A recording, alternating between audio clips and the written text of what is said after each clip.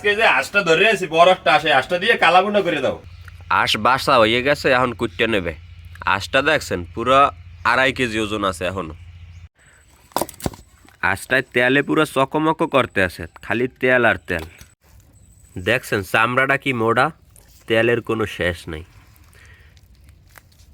দেখছেন আলহামদুলিল্লাহ একটা হাঁসে কতখানি গোস্ত হয়েছে। হাঁসের কালাবুনা করার জন্য প্রথমে সয়াবিন তেল,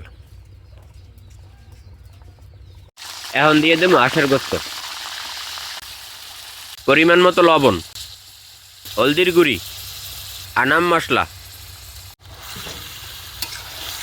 তেলে পুরো গোস্ত ডুবে গেছে, আরে তেল।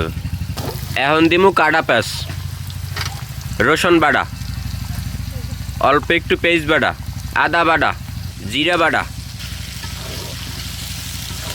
মরিচের গুঁড়ি। মগো হাঁসের কালাবুনা করা শেষ। আহা আজকে কালা বুনো দেয় আসের সেই রকমের মজা হইবে। পহেলা শীতে পেটন হাঁস আজকের খাওয়ান পারবে সেই খাওন।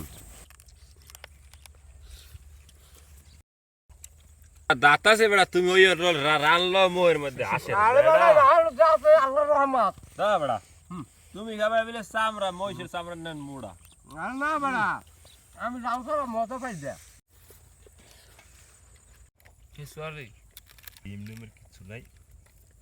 শীতের সিজনে আশের কালা বুনা গরম ভাত কুলাই ভাই খাইছে সেই স্বাদ।